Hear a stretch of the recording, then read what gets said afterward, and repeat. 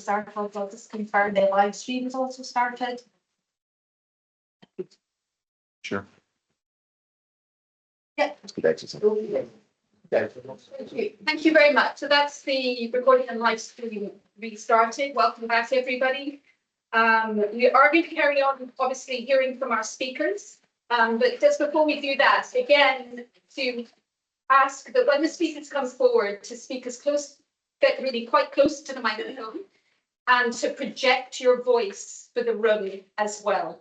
Because I know that it's quite difficult, proving quite difficult for some in the room who are seated further to the back to hear people. Also to, again, appreciating you only have 10 minutes if you're reading from your script, so there's a temptation to read very quickly, I understand that. And if you know you're tight for time, I appreciate that you'll be doing that. But if you can, if you know you've got time, then do take the time to speak a little slower to make sure that everybody is picking up what you're saying. So, we'll move on now. Our fifth individual speaker is going to be, I beg your pardon. Yes, well, stands number 5 is Mrs. Gloria Potter. So if you'd like to come forward, Gloria, please. You'll have seen how it's been going so far. David's coming with you to speak. He's just there for moral support. All right, David, please take a seat as well. I'll turn my microphone off, and then when you're ready, pop the microphone on, and I'll give you your 10 minutes when we start speaking. Okay, thank you very much. This is a very personal response. We did write a technical response as well, but this is from us. I am Gloria Potter, nearing my 72nd birthday. Husband David, 74. For over 35 years, I worked in community education in local councils, working as a principal, before my last post with Aberdeen City Council as Access Strategy Officer. I have always followed local government and central government policies to make sure that local people have their say, and I am committed to local democracy. My husband, David, worked as a countryside ranger for over 20 years for Aberdeenshire Council as a ranger for this area. He worked with communities, teaching them about their natural heritage and showing them the wonderful diversity, wildlife, flora and fauna that makes up Kincardine and Mearns. He was a successful ranger, helping to fulfil the work of the council in agreed local plans for the countryside. Some of the children we worked with have gone on to study in environment, one becoming a marine biologist, for example, and RSPB and ranger services. As well as our work, we fostered 17 children. We gave these children, some very challenging children, a childhood and experience of the outdoors that they would never have had. They tell us their memories of this beautiful environment, which influenced them, helped them with their health and mental health. Hear me okay? Yes, good. If this scheme goes ahead, where will they play?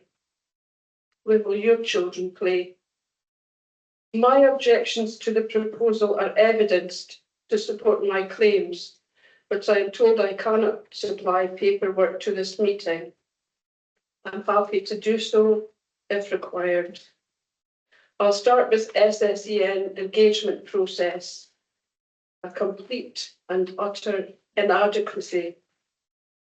This company did not listen to all the people who tried to engage with them and tell them of how their proposals would affect them. They ignored people who were upset to the point of being distraught. They brushed aside the public concerns and the frustrations they caused. They had their plans made, and nothing we or anyone else said at the meetings really changed their plans. We were often unable, They were often unable or unwilling to answer questions from members of the public or to consider other ways to work towards net zero, which were less harmful to us. Some of their arguments and rationales have said and certainly the reports contained flaws and errors that it has been hard for us to accept. For example, the environmental basis of their projects. I asked who would be carrying out the ecological surveys for this area. Would it be people who were independent, knowledgeable, qualified, or local to this area? I was assured by the environmental team manager that they would fit these criteria. Imagine my surprise then, one summer day, midday, to see a young lady walk up and down the fence of a field near us. A young man walked across the field and started to walk back past our house. I asked him what he was looking for. He said, I'm working for SSEN doing an ecological survey as we need new infrastructure here. I said he would find nothing at that time of day, but offered to introduce him to my husband. He does know the land. He accepted our offer for coffee. We treated him kindly, but after a few questions, realised he knew nothing of this environment, having been sent up from Glasgow. He knew nothing of important surveys already done, or of any local or national environmental publications and organisations here. We told him he was a bat roost in our home. He asked if he could call his colleague in, as she had never seen a bat dropping. She came in. We asked her how long she had been working in environment. She replied 6 months. She was from Edinburgh. When we eventually read the environmental survey, we don't know who wrote it, we felt that one of our kids from the watch group could have done a better job, because they actually won the watch group report of the year, the work on their environment here. It saddens us immensely that our environment is going to be brutalised by people who do not understand this area, who do not care about this area, after we have spent a lifetime trying to conserve, to educate, to understand, to access, and build up opportunities for wildlife, working with the council to fulfil its concerns with natural heritage and environment. We who have been actively seeking to work towards net zero in our own lives are not listened to, and we will have our life's work in conservation and local democracy and education destroyed in front of our own home if this proposal goes ahead. Our next concerns for our health and the health of our neighbours is important. We have all suffered from stress and anxiety about the scheme, mainly because of the way we have been treated. We choose to live here, and now that we find plans that will be supporting the formation of an industrial estate, there will be hardly a blade of grass left, never mind any wildlife. The size of the development of the substation and the scope then of associated schemes, such as the Contour to Teeling giant pylon route, 8 of which pylons will go past our house.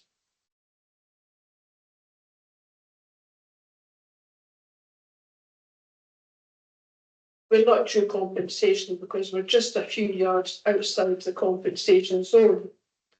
So 2 offshore connections at least, Glendy connection, connection from the East Coast Railway line, at least 3 storage facilities are all on the waiting list, planned to connect at the new and old substations, plus news last week requiring connections for AI. Our health is being affected, not just one bout of low mood. The work required for this scheme will go on for years. My husband and I suffer from chest infections and asthma. We considered our environment safer and the air is good. Factor in this project, traffic, the noise, the dust, the disruption, the day and night work requiring lighting, which they have used in the lead up, using permitted development as an excuse.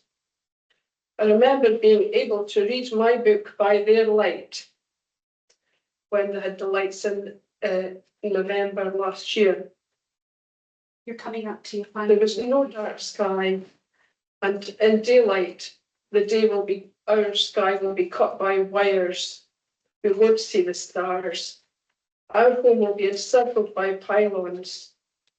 A factor that SSEN said would stop any development, but it has not.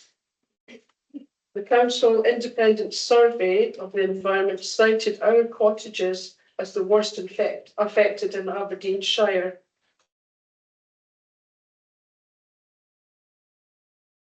I think it's unthinkable that two people who have tried their best to be good public servants and supportive members of the community are treated in this manner. We are not alone. Around 400 people, 4,000 people have objected to this substation. Around 11,000 people have objected to the contour and tearing line because they care about our country and want to see another way to meet a just transition. Thank you.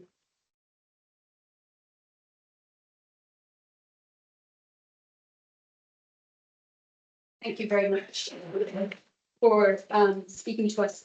As we look to take questions, just a reminder that we need to focus on material planning considerations in terms of our questions, please.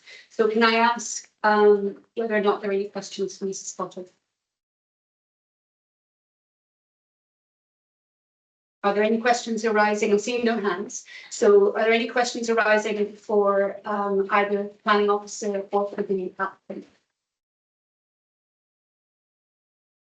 Councillor Allison.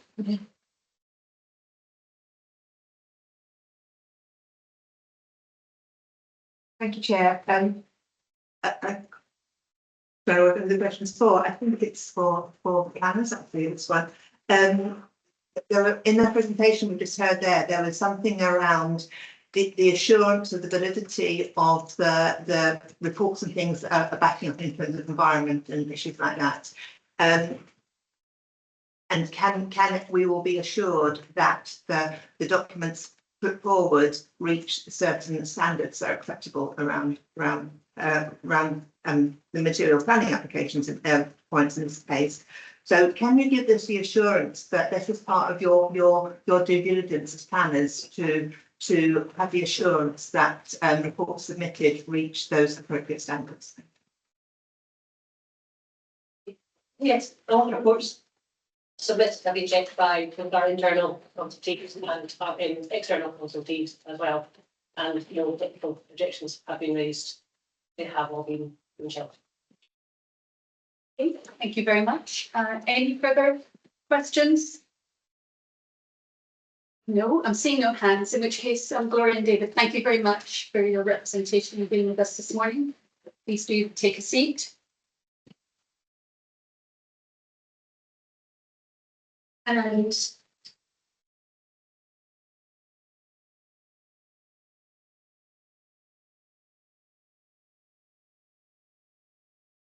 I'll call now Mr. Trevor Reid, who I gather is speaking on behalf of his wife, Jean Reid. Thank you.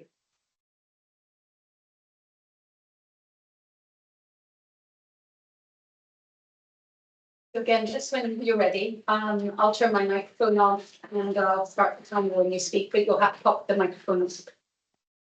No, try again. There you go. Thank you. Hello everyone, my name is Trevor Reid from Backfield Farm, Dunleathy. My wife Jean and I strongly object to the erection of the substation and overhead line. I want to highlight at this meeting the devastation and the huge financial loss that we have suffered as a result from SSEN's proposed substation and overhead lines. We had sold 4 acres and a site with planning in principle for a house of 145,000. The deal was within 10 days, working days of completion, and the SSEN issued an incorrect map showing the overhead line going straight over the house site.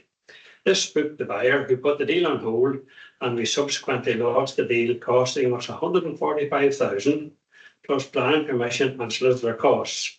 I have a copy of the incorrect map with me. The SSEN like to be seen to be working with the farmers, but they're working against them.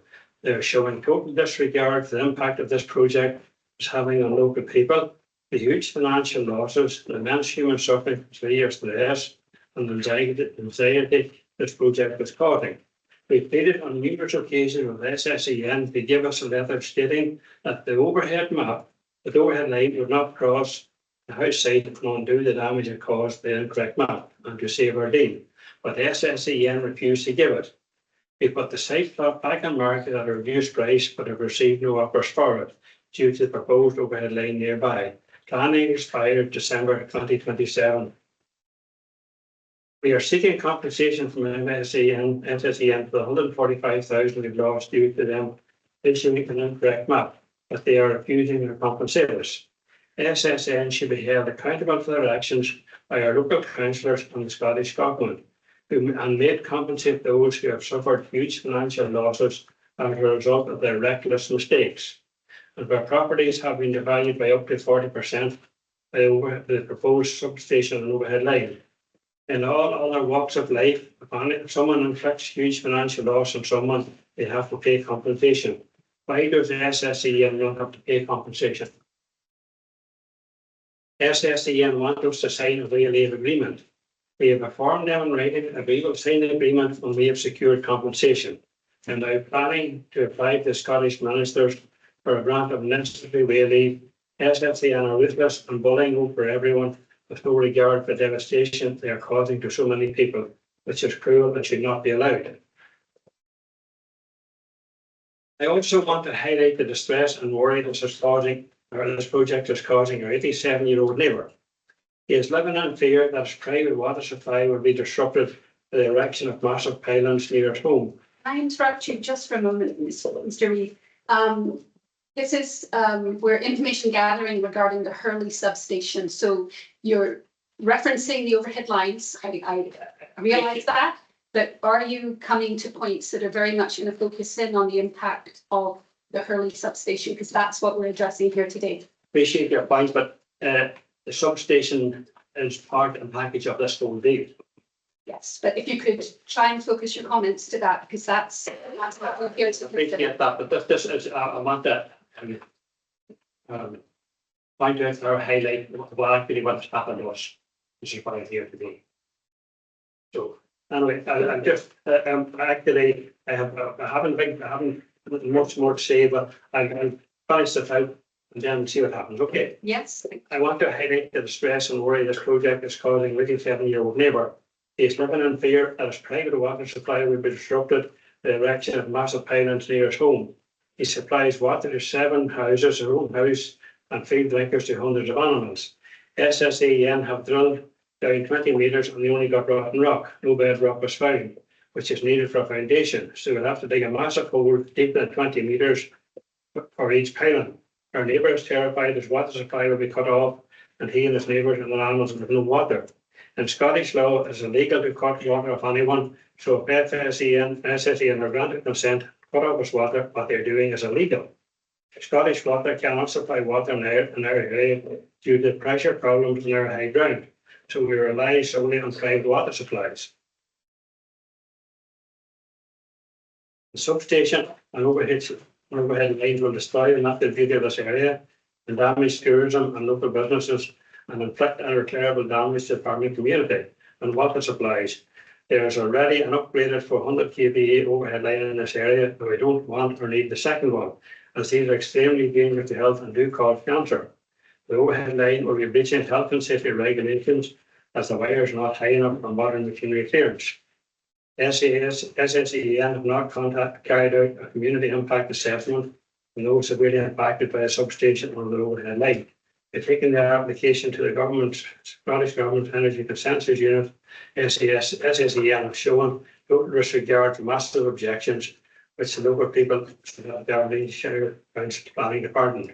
Please reject this application and respect the massive objection and voices of the law-abiding citizens of this country who have suffered years of uncertainty and financial hardship, with many lives ruined from severe stress and anxiety as a result of this project forced upon them. Thank you. If you could pop on your microphone off, please. Thank you very much, Mr. Mayor. I do understand that this can have significant impacts for our residents, but what we're here to consider today, just to remind members, is the implications to gather information around the Hurlie substation. So on that basis, can I ask members whether or not they have any questions for Mr. Reid? Thank you. So Councillor Davidson, Isabel. Yes, I just want to clarify, Mr. Reid. So are you saying that the maps, some of the maps in the pack, the presentation pack, are incorrect? Or is it maps that you have had that are incorrect? It's maps that we have had that are incorrect. Okay, thank you. And have you managed to look at the ones in the application pack to see if they're correct or not? There is a different map issue, but it was the one that's the incorrect map that caused us the deal. Okay, I understand that. Thank you. They would not undo the damage. Okay, thank you very much. Councillor Carr, George. Thanks, Chair. My question really relates to a point that was raised by Mr. Reid in relation to water supplies and particularly to Hurlie itself. Have we done any analysis in terms of upland springs and how that affects water supply further down the line? It would be good to just sort of know where we stand with that. Thank you. So that's for SSEN to answer. Yes, please.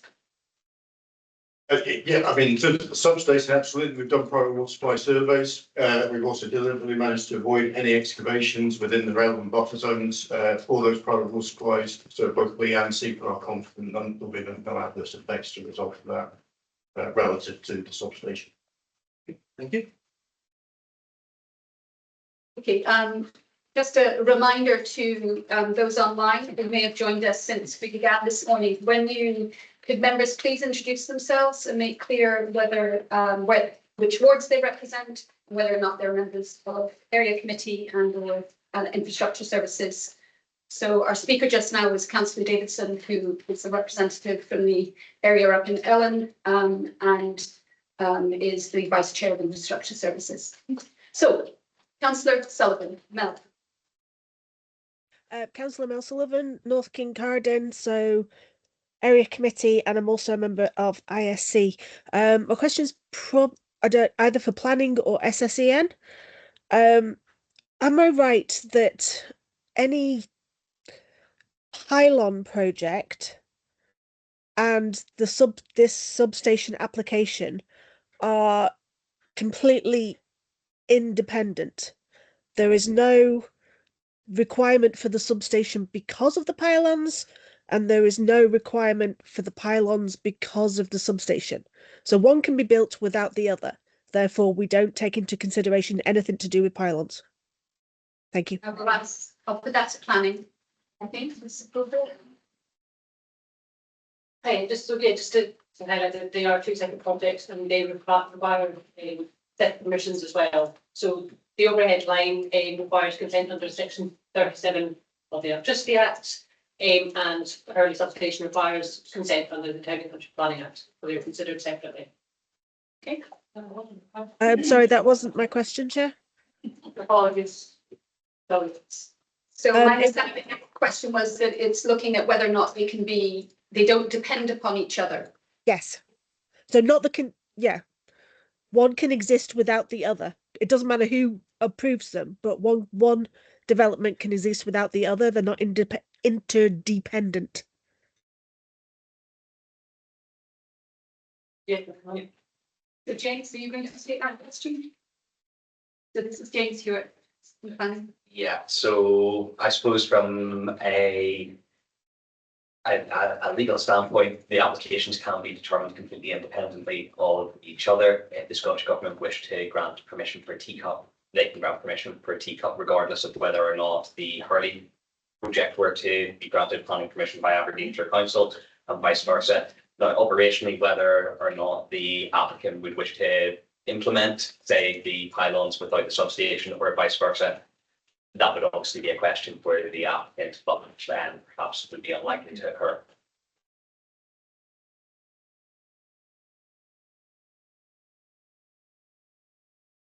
Can I also bring the applicant in on that question?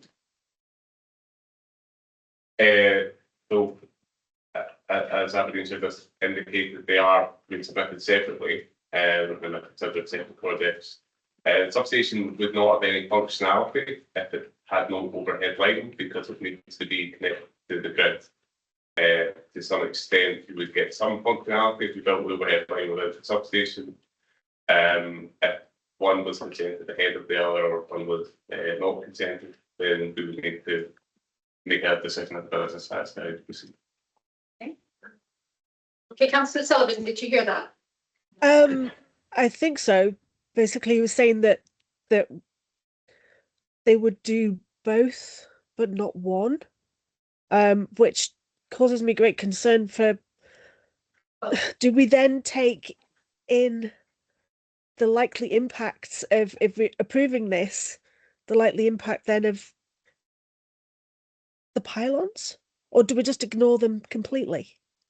Okay, so I think we have there a question of role of cumulative impacts. Yeah. As when the time comes and we're considering this. I really don't want us to get into any debate. We're asking just factual questions. Just No, that's okay. So if I could ask planning the role of cumulative impacts, please. So I think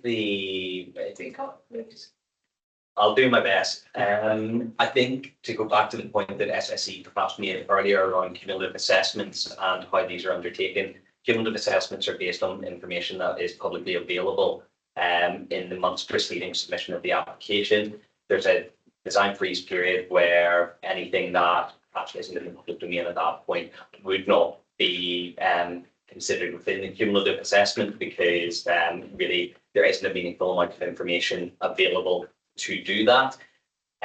Stephanie will be better placed than myself to cover what has been included within the cumulative assessments for this particular project. But I would suggest that without the teacup having been approved, there is perhaps an opportunity to place some weight on its existence, but until it's approved, we wouldn't necessarily require it to be within the cumulative assessment. Stephanie, do you want to add anything about if it was within?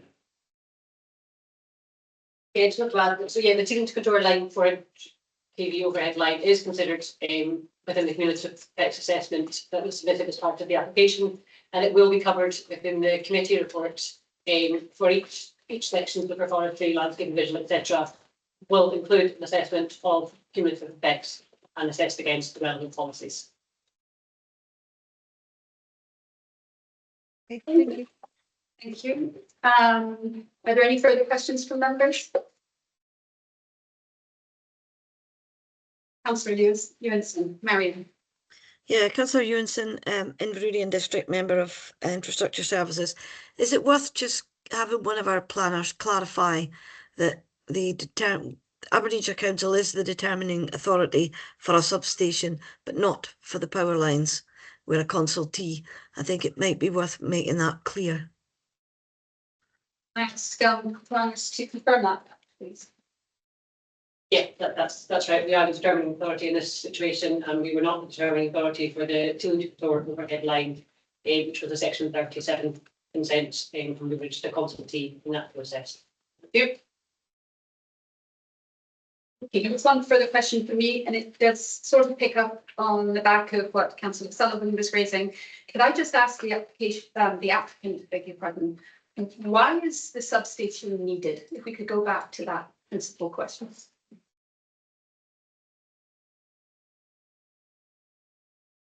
Why is it needed in this particular location, or why is it needed in general?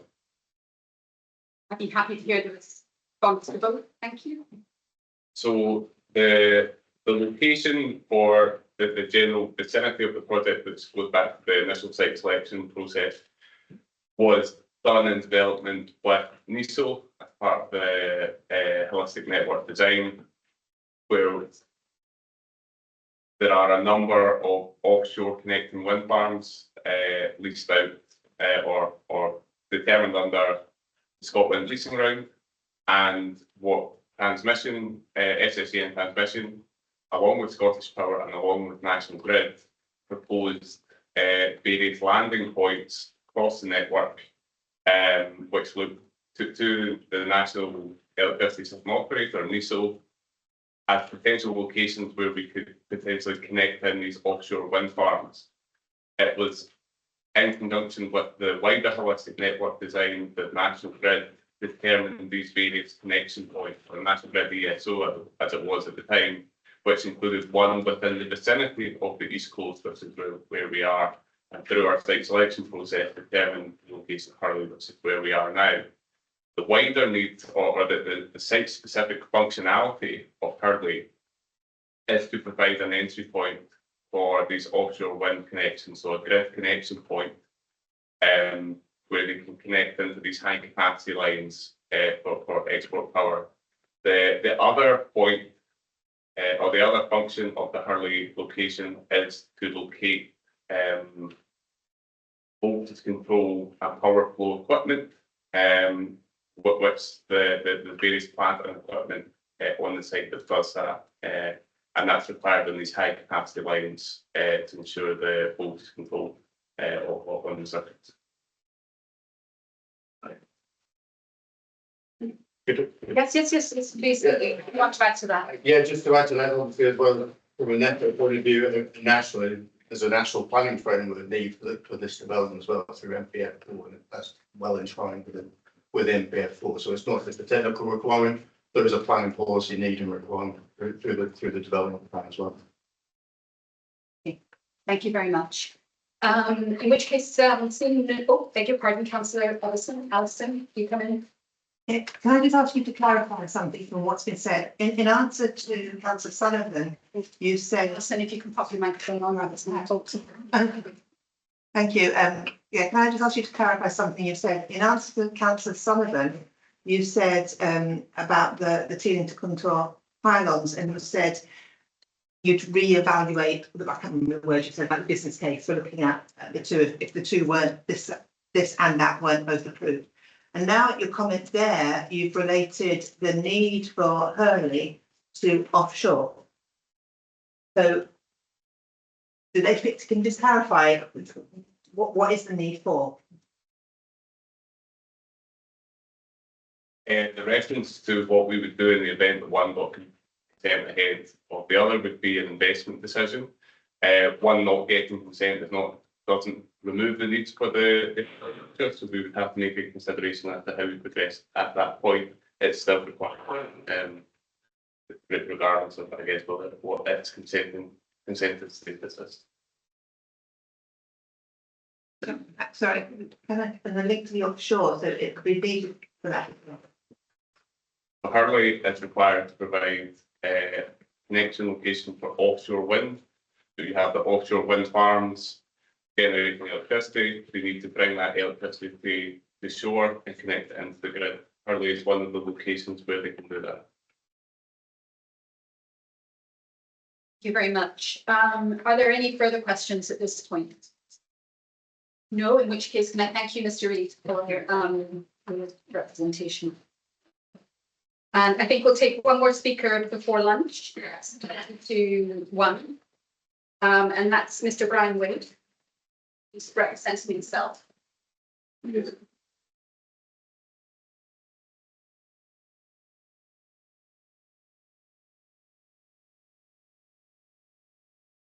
So again, just a reminder, we are here focused on the Hurlie planning application.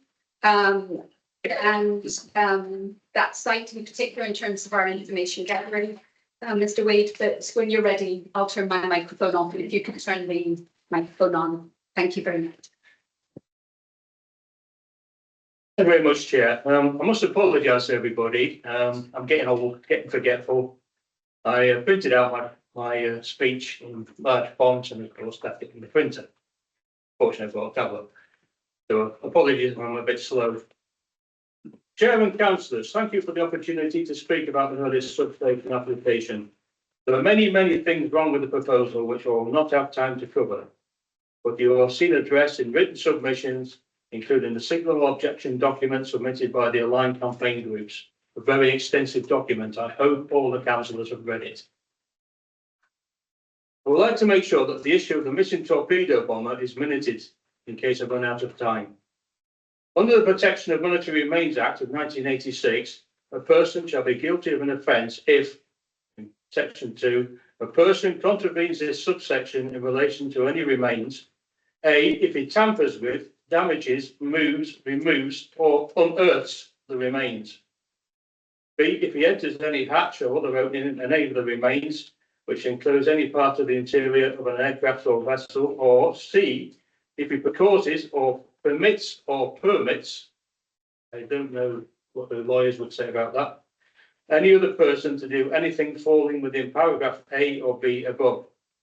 Where a body corporate is guilty of an offence under this Act, and that the offence is proved to have been committed with the consent or connivance of, or any attributable to any neglect or part of any director, manager, secretary, or other similar officer of the body corporate or any person who is purporting to act with any such capacity, as well as the body corporate, shall be guilty of that offence, shall be liable to be proceeded against and punished accordingly.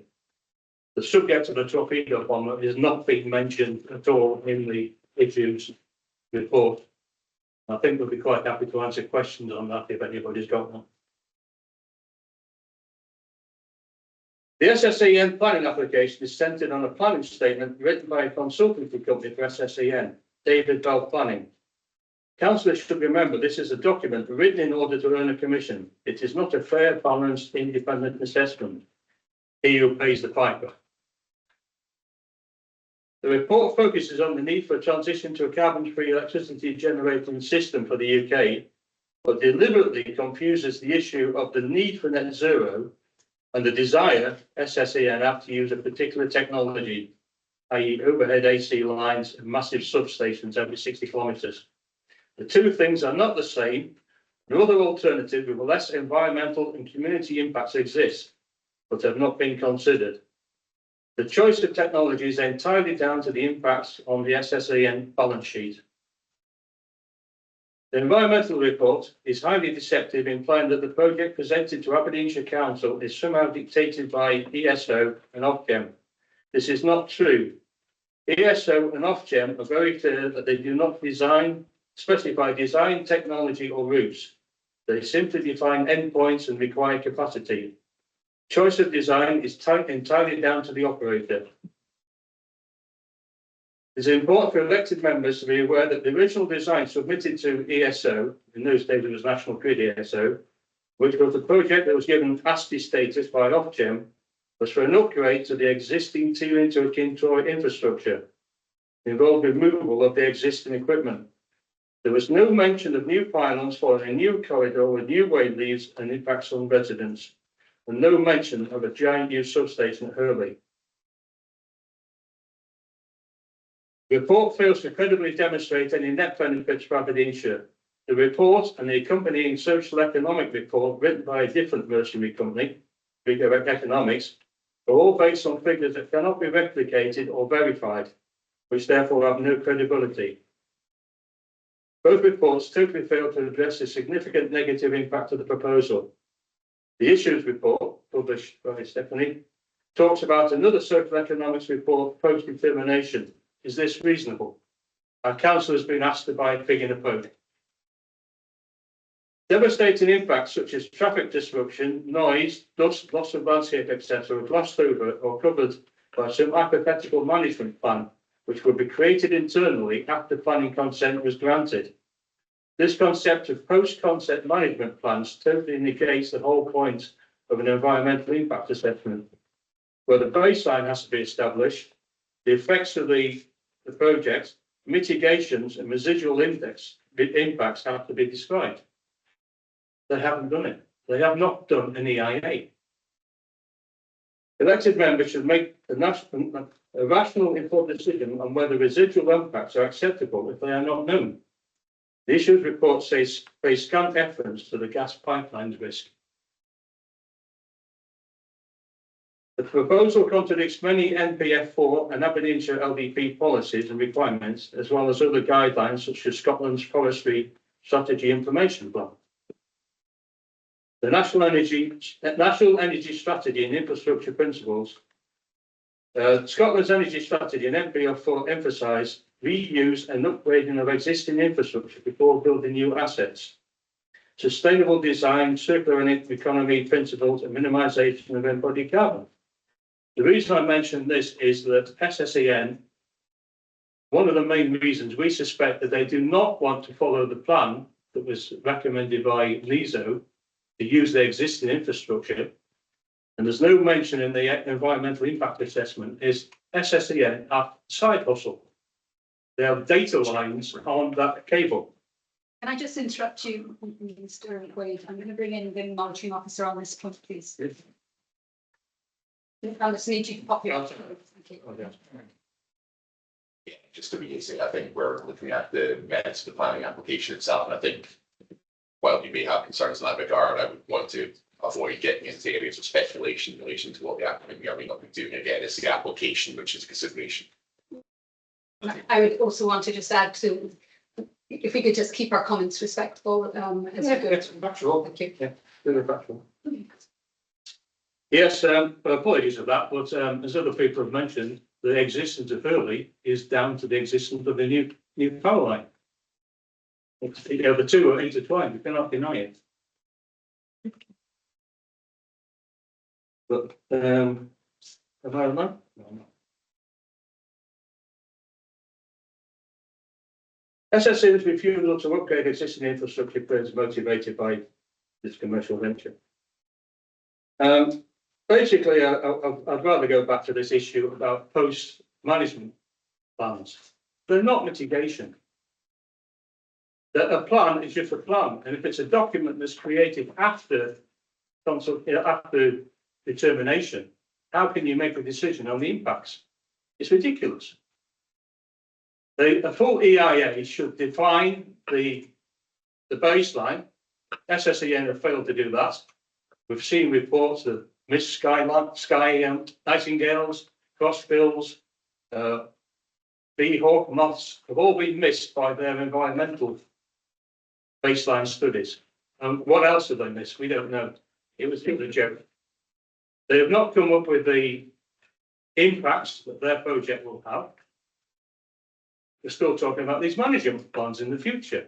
We can see how the traffic management plan works in the Fetteresso at the moment. I've submitted photographs to the council of the current work at the moment in the Fetteresso, where trucks are going straight past, no HGV signs on the Quiddle Road, the very steep, bendy, single track road which is mentioned in the plan. There's also a confusion because of the current application for the extension of the Fetteresso talks about the road from the Swanley to Rickerton Road, entering the forest and go into the works at the existing Fetteresso substation. That road or that route is not mentioned on the Hurlie application. So what is it, one or the other? If a truck is seen leaving the site, how is anybody to know which truck it's come from? Question for the councils to ask. Yes, that's basically my point. The council have been asked to by opinion and vote. You have not been given the information you need to make a sound decision. Okay. Not a whole bunch for this whole policy. Oh, sorry. I did miss one thing, which was. Okay, I had you with a minute 30 left. Okay, right. The one of the other things that I wanted to point out in the acoustics report We had the claim just recently that there had been an accepted acoustic report submitted to the council. The acoustic report that was submitted was investigated by a separate independent consultancy company, which found very severe faults with that information, including claims that readings have been taken on the roof of a property, which hadn't. The owner of that property had told them to take a hike because they tried to get access to her property one evening when she was there by herself. There was all this mistakes about where the readings have been taken, claims have been taken in properties.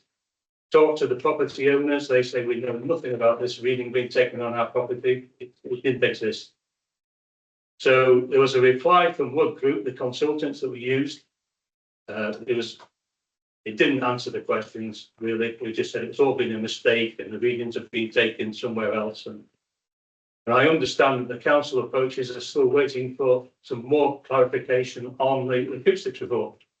And that is yet another case of information that's not available to the councillors to make a decision.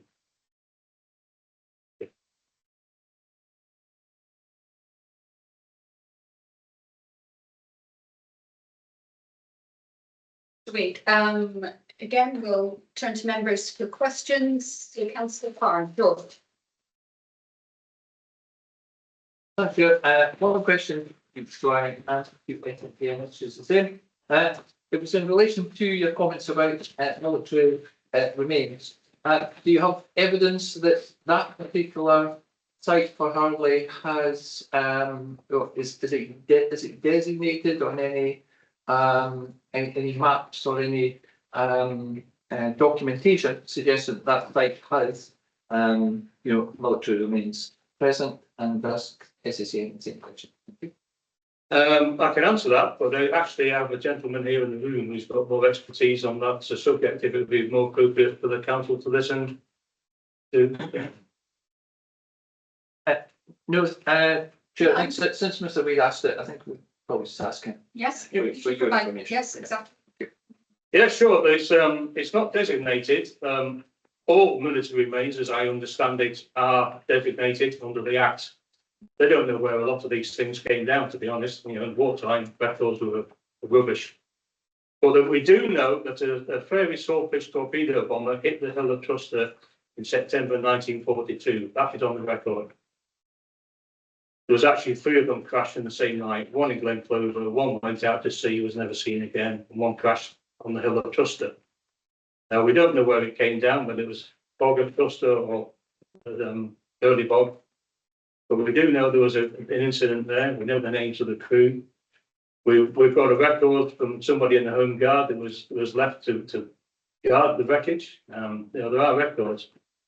But unfortunately, because in wartime, there was so many of these accidents happening in this part of the world, there was a lot of training going on in North East Scotland at the time. Most aircrew were trained up here because it was away from the front line. So there's a massive amount of wreckage in the Fetteresso, what is now the Fetteresso. You have to remember, it wasn't the Fetteresso forest in 1942. It was just open bog, open moorland. But we do have record of the plane crashing in that area. You don't know where the wreckage is. It could well be been buried. It was very common in those days to just bury stuff to get it out of the way. It was wartime. There was no procedures really. So there is evidence that a plane crashed in that area. We don't know where it is. SSEN have not done any investigation to see if it is there. They could have done ground seeking radar, magnetic anomaly surveys, etc., etc. But they haven't done anything. So they cannot stand up and say they do not believe it is there. Thank you. If we could ask SSEN, I think you were answering the question as well. Yeah, thanks, Councillor Carr. I mean, we're not standing up here saying we don't think it's there. We've dealt with it in the environmental impact assessment that's with the application. It's part of the cultural heritage chapter. We put in place a written scheme of investigation as and when work start. I guess from our point of view, it's been a commercial forest for over 70 years and there's been no remains found yet by anything else the Forestry Line Scotland have done. If as part of our works it is something that's uncovered, we will stop and cease at that point and take any records to that point as set out in our WSL. That's what we'll do. We've taken account of it fully mitigated for in the environmental assessment. Thank you. I know Councillor Carr has another question.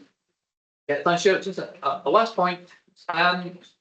During the hearing, We have silence, please. Thank you.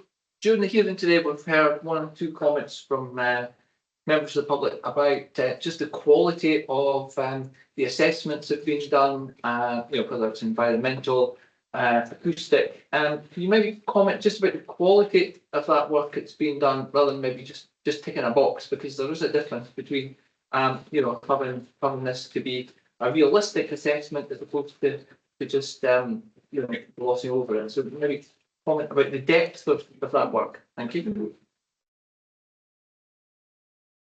Yeah, I mean, absolutely, the environmental impact assessment, but it is a full environmental impact assessment. We've done is it's not a tick box exercise. The process we go through screening and scoping with the council to agree the methodology beforehand. In terms of the specific comments about the noise assessment, we fully accept there were a couple of errors in that information. The information submitted by Wood has clarified what those errors were, and it's confirmed there was no change in the outcome of the assessment as a result of those corrections.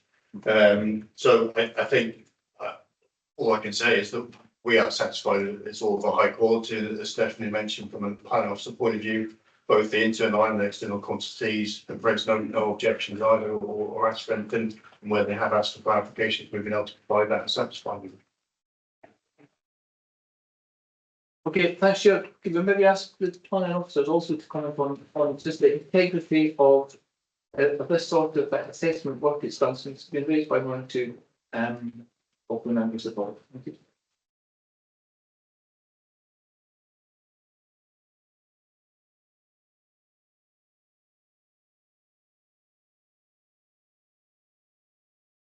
Sorry, to get refer to our technical expertise on environmental health on this matter, that's fine. In terms of, partial conduct of the independent consultant, what have you, then that's not really a planning matter. So I just put my hand up just to clarify, when it comes to things like the military remains, I know it's referenced at 621, what handling is presented to us today, but can you just summarise for the benefit of everybody what happens really and how that is viewed by planning as an issue? Thank you. Yeah, so again, I'm going to this in more detail in the committee report, and we heard we discussed it committee in January. But it's just to say that the military aircraft crash sites are protected sites in their own right under the Military Remains Act 1986. And the law prevents anyone tampering, removing, or excavating wrecks without official permission and licence from the MOD. We have consulted with our own archaeology service, who are satisfied with the communication in place, but again, this will be covered in the committee report. But yes. Okay, thank you very much. Can I ask members, are there any further questions for Mr. Wade at this point, or for planning officer or the applicants? I'm seeing no hands, in which case, thank you very much, Mr. Wade, for speaking to us. And it's just coming up to 1 o'clock, so we're going to take a break for an hour. We'll come back at 2 o'clock and reconvene to carry on hearing from our speakers. Thank you very much.